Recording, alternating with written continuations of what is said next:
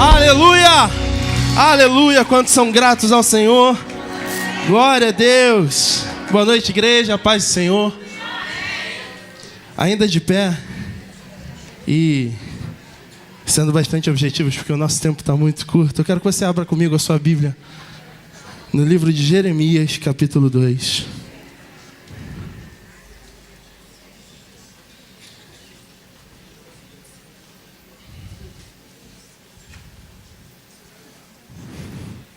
Jeremias, capítulo 2, lendo a partir do versículo 10 até o versículo 13.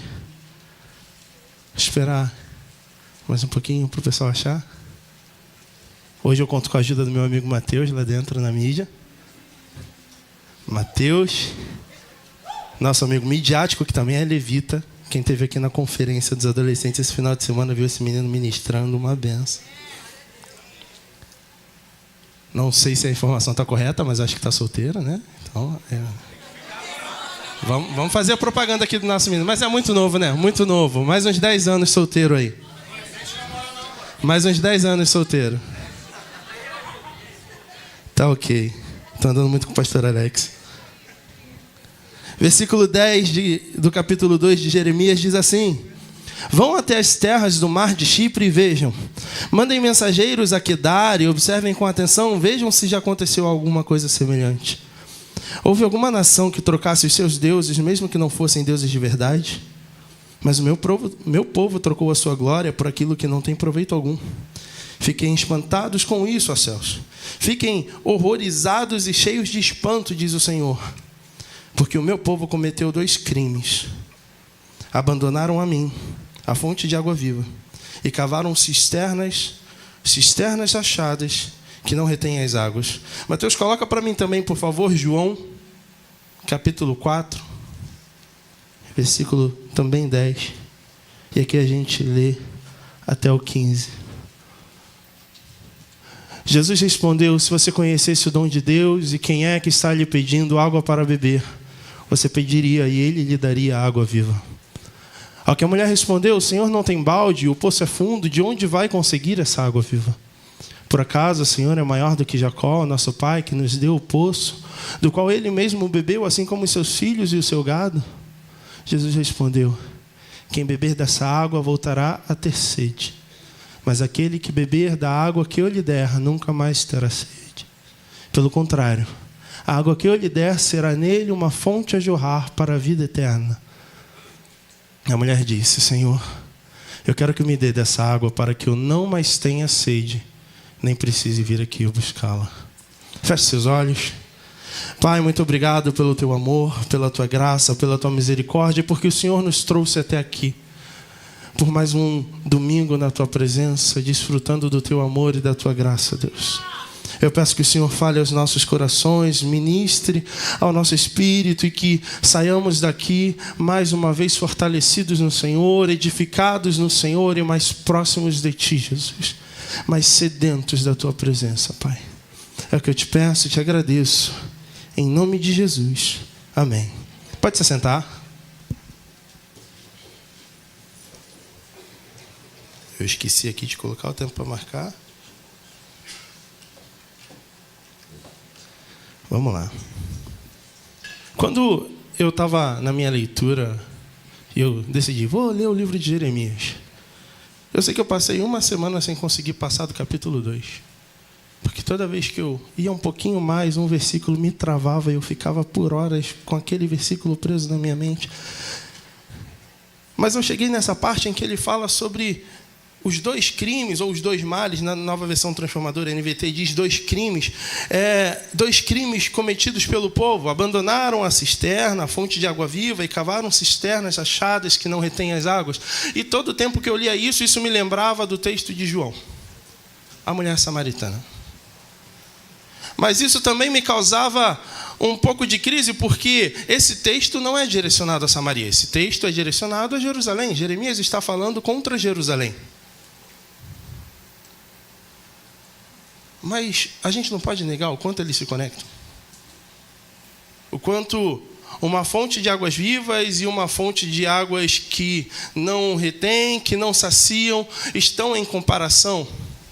E eu comecei a orar a respeito disso, e antes mesmo do pastor Alex falar comigo, 10 dias atrás, que eu ministraria a palavra hoje, eu já estava com esse texto queimando no meu coração, e orando, e eu clamando ao Senhor, Senhor, me ajuda a entender isso, e o Senhor me falou, vamos entender a história de Samaria? E eu quero que você viaje junto comigo nesse período histórico. Se tem uma coisa que eu gosto na palavra de Deus, é o período histórico. Tem gente que gosta de Game of Thrones, de outras histórias aí. Eu vou te dizer que o período monárquico de Israel não deixa a desejar em nada. Tem de tudo ali. E aí o Senhor me levou até Salomão e ele disse, começa daqui, porque a desgraça de Samaria começa em Salomão. Davi foi um rei segundo o coração de Deus, teve o seu filho Salomão, o homem mais sábio da terra, mas Salomão também foi conhecido como um homem das 1000 mulheres. 700 princesas, 300 concubinas. E o mesmo homem que disse em Provérbios, ensina ao menino no caminho que se deve andar, pois quando envelhecer não se desviará dele, e no final da sua vida se desviou.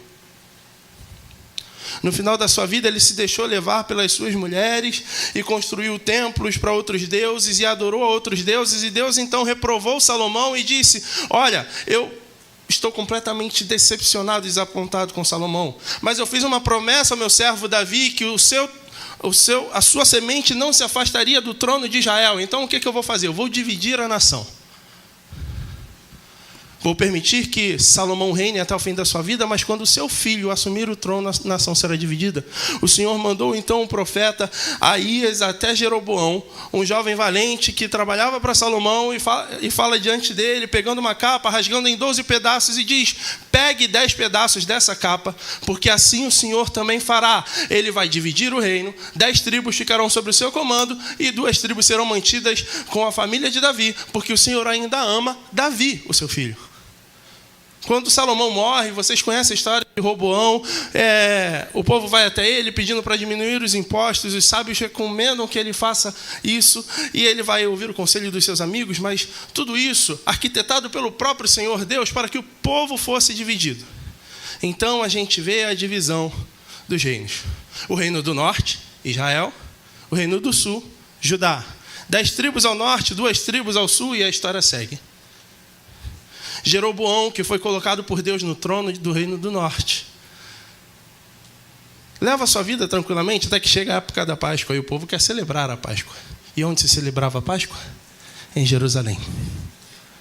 Ele fica preocupado. Se o povo for para Jerusalém, eles vão lembrar dos velhos tempos.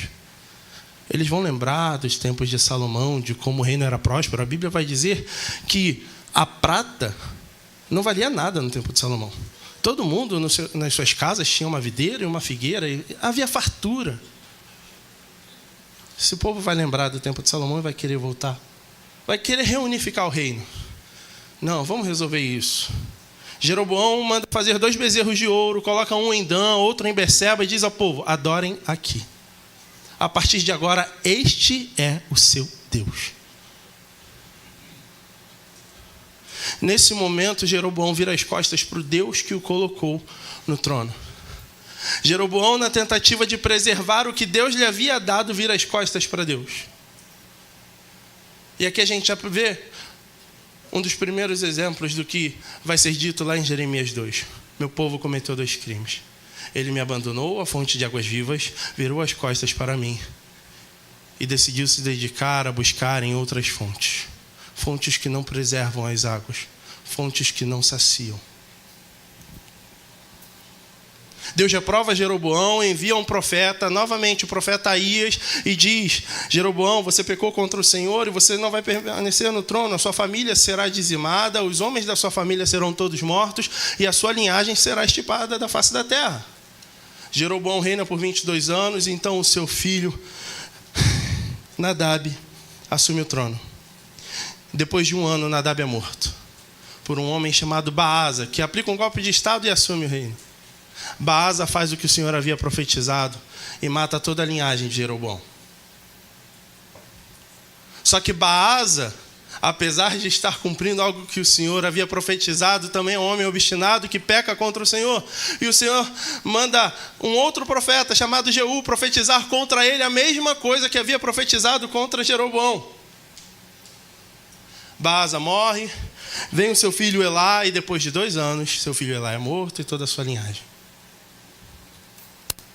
E a gente vê esse histórico se repetindo. Depois que Elá é morto, ele é morto por um homem chamado Zinri, um homem desonrado que conspira contra o seu rei. E Zinri, ele reina por 7 dias, até que um outro homem, Onri, vai lá e mata ele. Vocês estão vendo, Game of Thrones está perdendo para a história de Israel, né? Onri é um nome importante na nossa história. Esse homem, quando assumiu o reino de Israel, comprou um terreno, uma terra, não só um terreno, foi uma terra, uma grande porção de terra de um homem chamado Semer. Nessa cidade nessa terra ele construiu uma cidade. E essa cidade teve o nome derivado do nome do homem que a vendeu. Semer se tornou Samaria. Veja que, porque Salomão lá atrás deu uma vacilada. Um homem que era sábio, um homem que foi o rei mais próspero da terra. Foi um grande homem. Por causa de um erro, as coisas foram se tornando cada vez piores. E Samaria foi formada. Onri reinou durante o seu tempo até que veio o seu filho. Talvez, se eu falar o nome do filho dele, você vai saber mais ou menos quem é. Mas se eu falar o nome da nora dele, aí tu vai se ligar. Seu filho se chamava Acabe, a sua nora é Jezabel. Em Samaria, eles construíram um templo para Baal. Em Samaria, eles fizeram coisas inomináveis em nome de Baal e outras divindades. E esse foi o caminho de Samaria até séculos depois, quando então o Império Assírio chegou. E se a gente continuar lendo rei por rei de Israel durante o livro de 1ª e 2ª Reis, a gente vai ver um clássico dizendo que determinado rei fez o que era mal aos olhos do Senhor e seguiu nos caminhos de Jeroboão.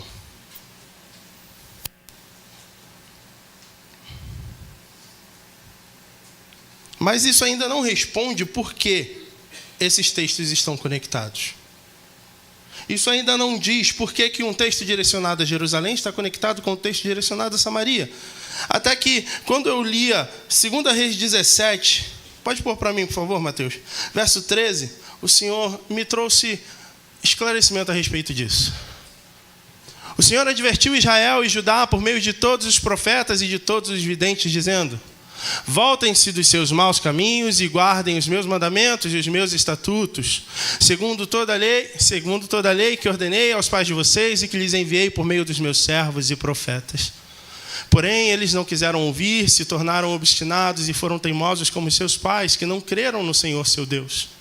Rejeitaram os estatutos e a aliança que Deus tinha feito com os pais deles e desprezaram as suas advertências.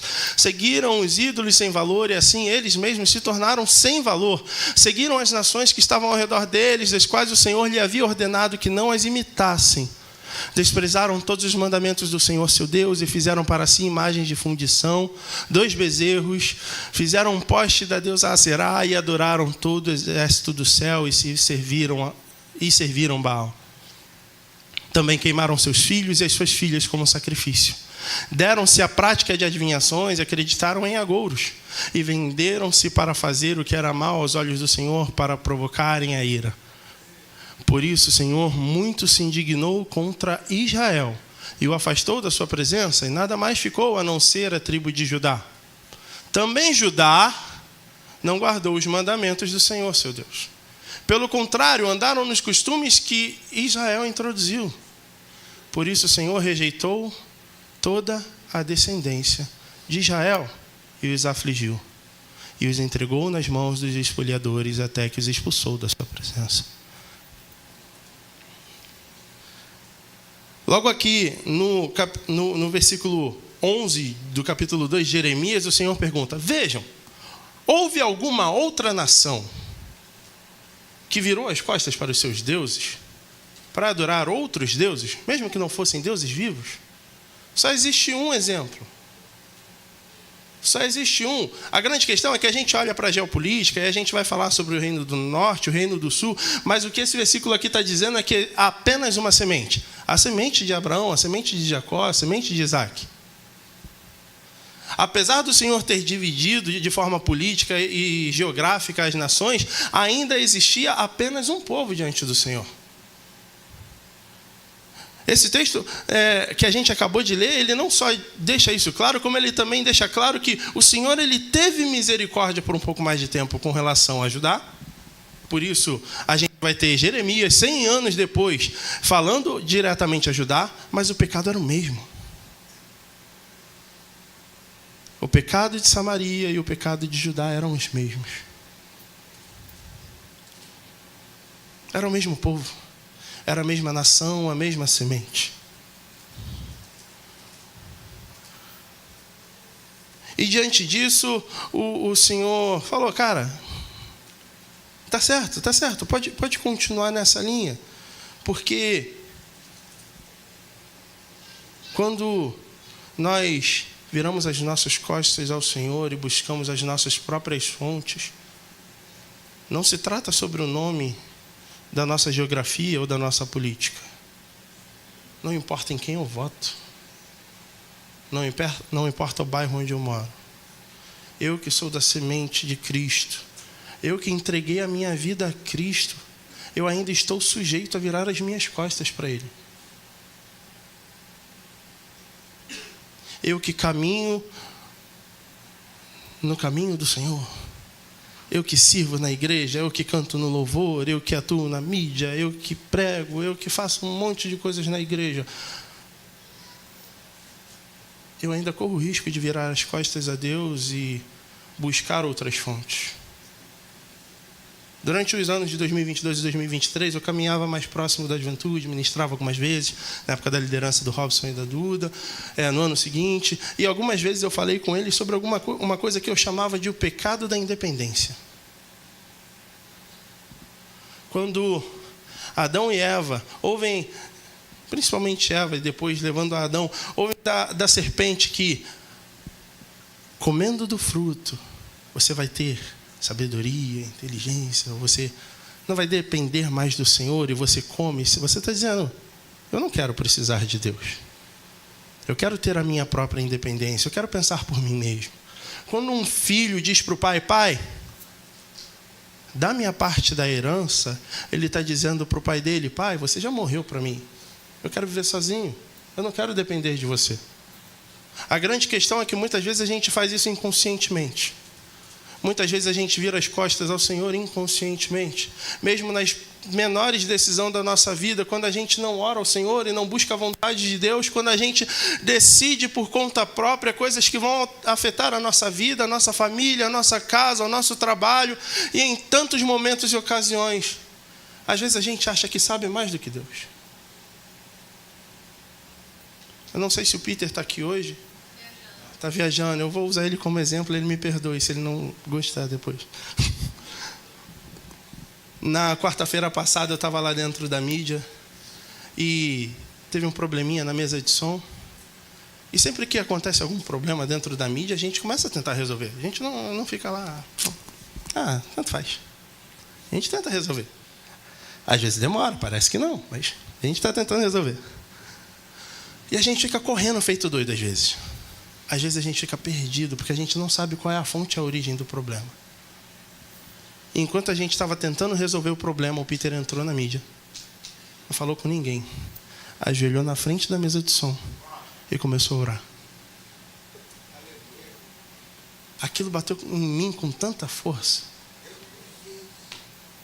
E sabe, eu não estou falando sobre espiritualizar as coisas no nível que eu vou dizer que tem um demônio na mesa de som. Não estou falando disso. Porque logo depois de orar pela mesa de som, o Peter levantou e começou a falar, olha, a gente tem um problema assim, a gente pode resolver desse jeito, existe uma solução assim. Mas quando foi que a gente virou as costas para Deus a ponto de sequer consultar a Ele? De sequer orar e falar, Deus, estou entregando nas suas mãos.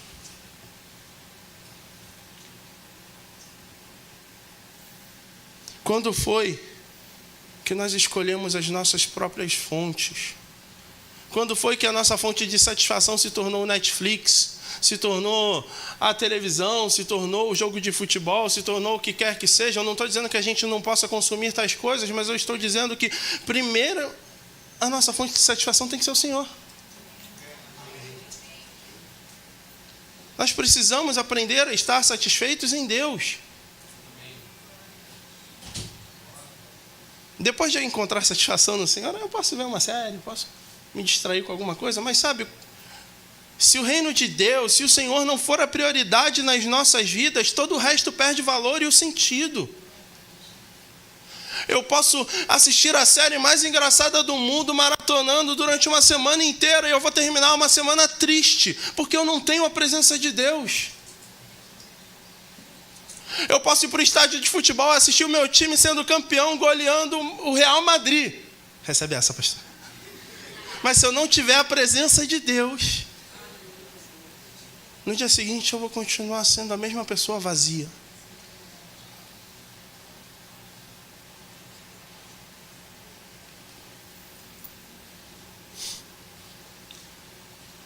Israel pecou contra o Senhor esgotou a sua paciência, entregou Israel nas mãos daquele povo do Império Assírio. E aí a gente vai entender que o Império Assírio empreendeu uma estratégia realmente sórdida contra o povo de Israel e de Samaria. A gente vai entender que, depois de dominar Samaria, o Império Assírio deporta as pessoas de Samaria para outras nações e preenche a cidade de Samaria com povos dominados de outras nações. Qual o objetivo disso? Destruir uma identidade.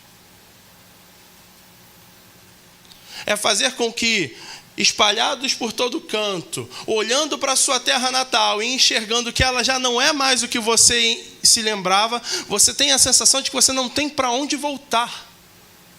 Você não tem uma origem, você não tem um destino. Você é simplesmente o que o império diz que você tem que ser.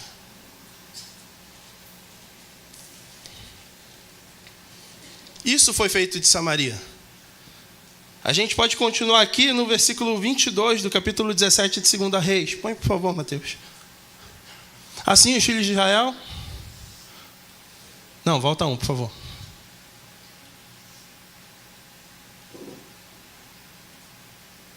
Perdão, gente. Avança, pode avançar. Pode avançar? Pode avançar. Agora sim. O rei da Síria, era 24, trouxe a gente da Babilônia, de Cuta, de Ava, de Amate, de Sefarvaim, e os fez morar nas cidades de Samaria, em lugar dos filhos de Israel. Tomaram posse de Samaria e habitaram nas suas cidades. Essa era a estratégia da Assíria. Imagine você, se eu tirar você da sua casa, tirar você, a sua esposa, os seus filhos, mandar você para o Recife, vou mandar seus filhos para Curitiba e vou mandar a sua esposa para a Amazônia. E na sua casa eu vou trazer o marido de uma família, a esposa de outra família e os filhos de outra família. É um caos, é uma bagunça.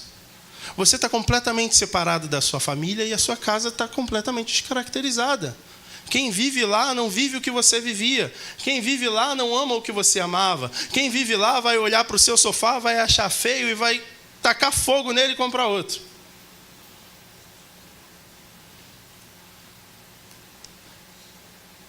E sabe o que acontece? Nos nossos tempos, esse tipo de estratégia ainda tem sido usada. Quando a gente olha para as redes sociais e a gente fica buscando copiar o exemplo de um influenciador que não tem nada a ver com a nossa vida, o que está sendo feito é que a nossa identidade está sendo destruída. Nós estamos sendo pasteurizados para que sejamos todos iguais. E como foi o tema da conferência dos jovens, você não é todo mundo. Você não pode ser todo mundo. Você nem mesmo é desse mundo, que é o que Jesus diz na oração sacerdotal.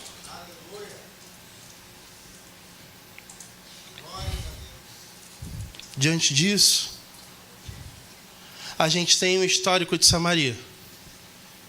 Uma cidade que foi fundada dentro de um espaço de pecado, dentro de uma situação onde os reis não obedeciam a Deus, não serviam a Deus do jeito que deveriam, que pecavam constantemente, repetitivamente, até que foi dominada, foi destruída, foi descaracterizada, foi humilhada. E quando finalmente chega ao fim o exílio, o que resta de Samaria?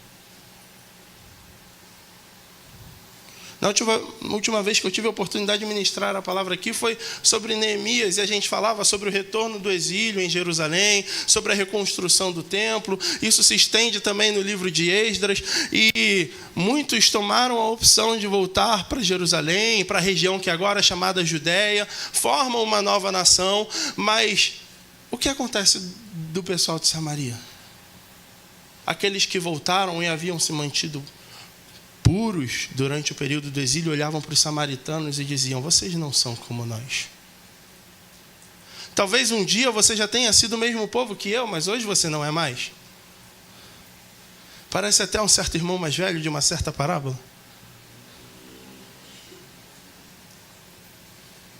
E aí a gente chega em Jesus. Porque ainda que toda a nação seja restaurada ao seu lugar, ainda falta Samaria. Ainda que toda a nação seja restaurada à sua antiga glória, ainda falta Samaria. Ainda existe uma parte da semente de Abraão que não foi resgatada e não foi alcançada. Ainda existe uma parte do povo escolhido do Senhor que não teve um encontro genuíno com o Senhor. Então Jesus escolhe passar por Samaria. Jesus escolhe ir por aquele caminho, porque, como vocês já devem ter ouvido em muitas pregações, nem mesmo era o caminho comum de se fazer. Se você assistiu The Chosen, você viu uma ilustração disso também. Lembrando que obras cinematográficas não são obras teológicas, amém? Amém? Mas Jesus escolhe passar por Samaria. E passando por Samaria, Jesus encontra uma mulher. E quando ele encontra com ela, ele decide falar com ela, ele usa justamente uma figura de linguagem que está lá em Jeremias capítulo 2. Se em Jeremias capítulo 2 o Senhor está julgando Jerusalém e por consequência toda a semente de Abraão, dizendo: eu fui trocado, eu, a fonte de águas vivas, fui trocado por fontes vazias, por fontes que não sustentam água. Jesus está dizendo: eu estou te dando uma nova oportunidade de escolher a fonte das águas vivas. Ainda falta Samaria. Jesus está dizendo: eu não deixo para trás nenhum sequer. Lembra lá do capítulo que tem a parábola do filho pródigo? Se a gente voltar um pouquinho, a gente tem a parábola da dracma perdida. Se a gente voltar um pouquinho mais, a gente tem a parábola da ovelha perdida. Quando o pastor deixa 99 e vai buscar aquela que se perdeu.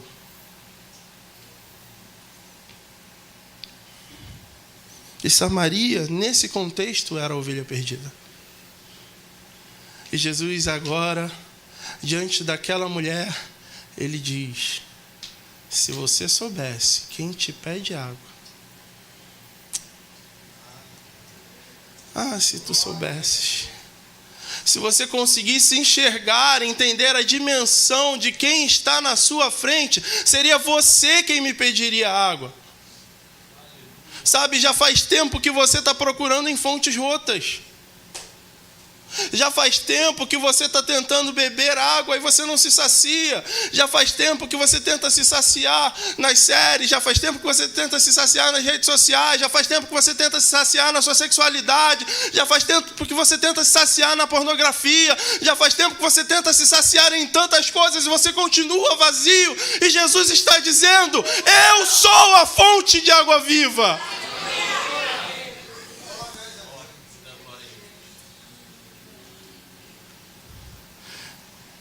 Meu povo cometeu 2 crimes contra mim.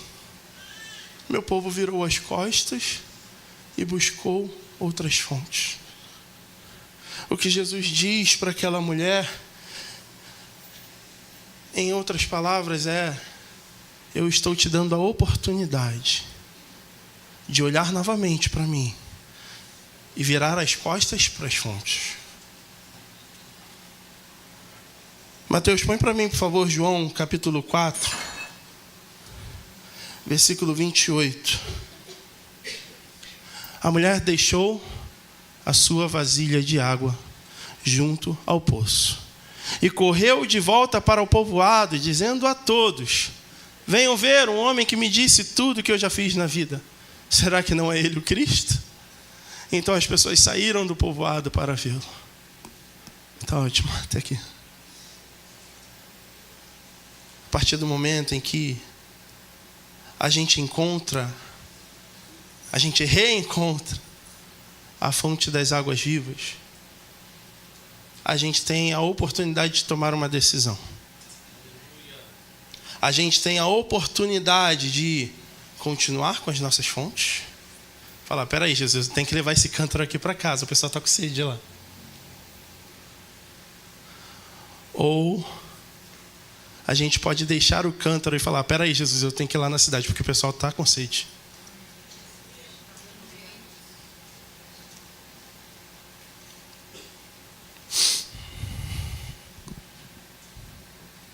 O concerto de Samaria passou pela vida daquela mulher. E passou pela decisão de deixar para trás as fontes que tanto buscava. Passou pela decisão de beber da única possível fonte que nos dá água, da qual nós não tornamos a ter sede, da qual somos plenamente saciados, da qual somos plenamente preenchidos. E a partir dessa decisão, a transformação que Jesus é capaz de fazer é inominável. Mas basta uma decisão. A decisão que vai transformar a sua casa. A decisão que vai transformar a sua família. A decisão que vai transformar o ambiente no seu trabalho, a decisão que vai transformar o ambiente na sua faculdade, a decisão que vai transformar a sua vida profissional. Mas antes de qualquer uma dessas coisas é necessário a decisão de abandonar as velhas fontes e beber da fonte de águas vivas. Você pode se colocar de pé? Estamos encerrando.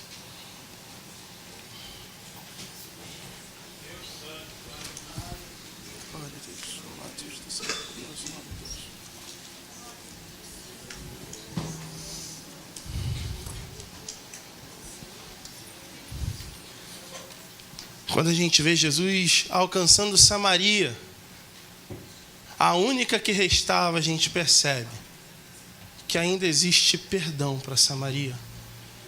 E ainda existe perdão para mim e para você. Ainda existe perdão para aquele que se arrepende, deixa as velhas fontes e torna a beber da fonte que é Jesus.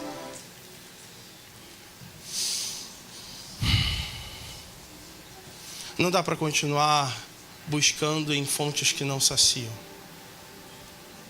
Não dá para continuar insistindo em algo que você tem feito repetitivamente e não tem dado resultado. Não sei quantos de vocês levaram a sério o que a Ellen disse quando começou a ministrar o louvor hoje. Ela disse, nós não viemos pedir nada hoje, assim. Não viemos buscar nada que nós tenhamos que pedir. Porque a grande verdade é que nem mesmo o perdão a gente precisa pedir, porque o nosso perdão já foi conquistado na cruz. O que cabe a nós hoje é entender que Cristo nos perdoou e tomar posse. Já pensou? Você está no restaurante e aí você chama o garçom e fala, eu quero pagar a conta. E aí o garçom fala, o pastor Osé já pagou sua conta. Amém? O legal é que você recebeu, mas tem gente que não recebe e fica insistindo. Não, eu quero pagar a minha conta. Deixa eu pagar a minha conta. Eu estou devendo. Meu nome vai para a SPC, vai para o Serasa se eu não pagar. E a pessoa está dizendo, pastor Zé já pagou sua conta. Às vezes a gente é assim com o perdão que Cristo já conquistou para nós. Nós já fomos perdoados. Nós já fomos alcançados pela maravilhosa graça de Jesus Cristo. Mas além de não aceitar o perdão que já foi conquistado na cruz, a gente continua buscando validação nas nossas próprias fontes. Abra mão das fontes hoje. Abra mão das fontes hoje. E busque em Cristo a fonte das águas vivas. Feche seus olhos.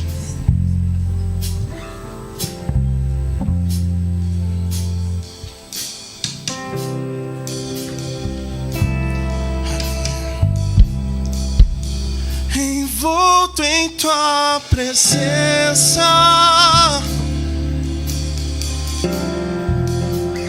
aos seus pés é onde eu quero estar, em meio à tua santidade. Aqui quero ficar.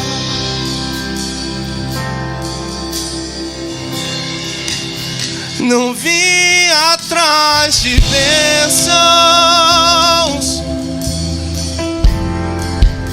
Jesus, não deves nada para mim, mais do que tu podes fazer. Só quero a ti.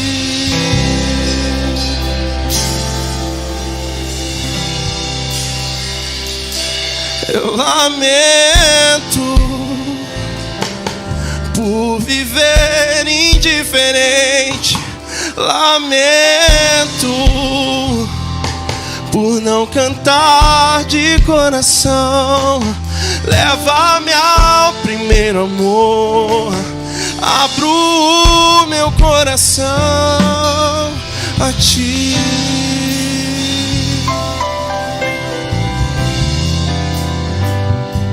Lamento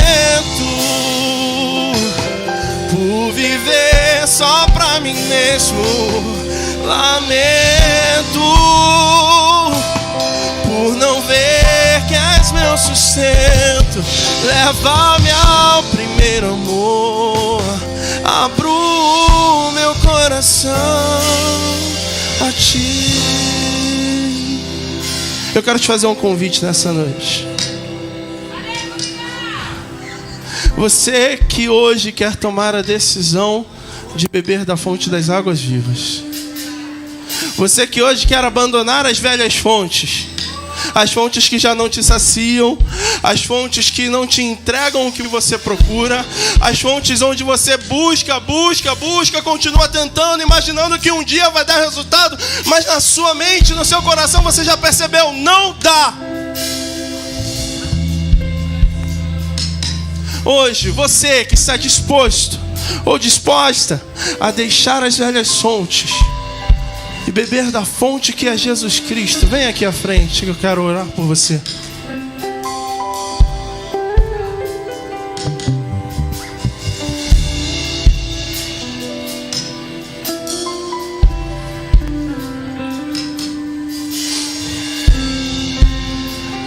Quando na parábola do filho pródigo, o irmão mais velho se manifesta. Ele fala: pai, eu já trabalhei por tantos anos para o Senhor. Eu trabalhei como se eu fosse um escravo. E o Senhor nunca me deu o que o Senhor está dando para o meu irmão agora. E aí o pai vira para ele e diz: meu filho, Tudo que eu tenho é seu. Por que você não pegou? Estava aí. Sabe, eu estou falando aqui para crente. Estou falando aqui para a pessoa que já levantou a mão e disse: eu aceito Jesus. Talvez você olhe para você e você nem se encontre, não se enxergue como digno do que Deus pode te dar. Não se enxergue como digno do que Deus pode fazer por você e através de você. Talvez você esteja como aquele filho há anos trabalhando como escravo, tentando merecer alguma coisa do pai.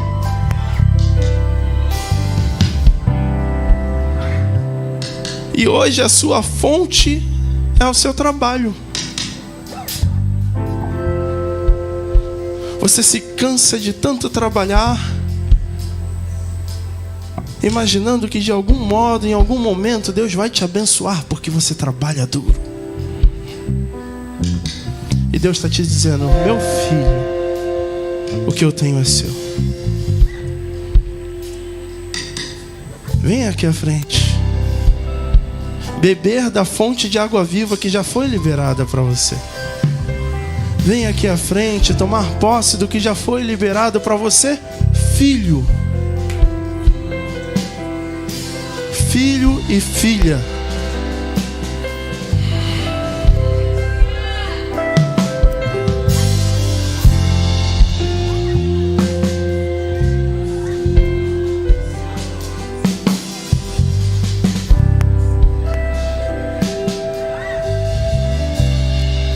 Agora, para você, se é que há alguém aqui que nunca entregou a sua vida para Jesus,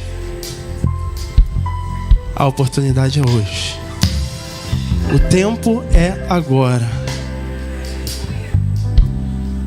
Chega de viver na mesmice. Chega de viver as mesmas situações e problemas de sempre, as mesmas dificuldades de sempre. Vamos ver umas dificuldades diferentes, porque vindo para o reino de Deus as dificuldades não acabam, elas só mudam. Estamos sempre enfrentando dificuldades, sendo moldados e transformados para que, como o pastor já citou hoje mais cedo no culto, a nossa vereda, a vereda do justo, seja como a luz da aurora, brilhando mais e mais e mais e mais até ser dia perfeito. Mas se tem uma garantia em caminhar com Jesus, é que nele há plenitude de alegria, plena paz, satisfação no Senhor. Os problemas terrenos vão existir, o boleto vai continuar chegando, aí alguém vai desavisadamente bater na traseira do seu carro, o gás vai acabar, alguma coisa vai acontecer. Isso é inerente da vida. Mas a certeza de que caminhamos em Cristo e que caminhamos para a eternidade com Cristo, essa ninguém pode tirar de nós. Não havendo ninguém, torne a fechar os seus olhos e vamos orar. Pai, muito obrigado. Obrigado porque o Senhor nos trouxe até essa noite para nos conclamar a retornar às fontes das águas vivas. Obrigado porque hoje nós somos chamados a abandonar as velhas fontes para beber da fonte que sacia a nossa sede permanentemente. Não queremos viver uma vida vazia, onde buscamos e buscamos e buscamos sem parar e nunca encontramos o que nós procuramos. A verdade é que viramos as costas para o Senhor em algum momento e precisamos retornar. Precisamos olhar para o autor e consumador da nossa fé, nos render e declarar dia após dia: eu escolho, eu decido estar em Ti. Eu decido caminhar rumo à eternidade contigo, Jesus. Eu decido deixar para trás as minhas fontes. Eu decido deixar para trás, como diz o apóstolo Paulo, as coisas que para trás ficam e caminhar para o prêmio da soberana vocação de Deus em Cristo Jesus.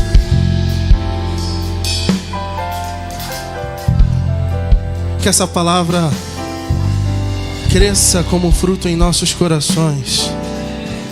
Que sejamos tratados durante a nossa semana, que nós possamos mastigar e digerir tudo isso, Deus. É o que eu te peço e te agradeço. Em nome de Jesus. Amém.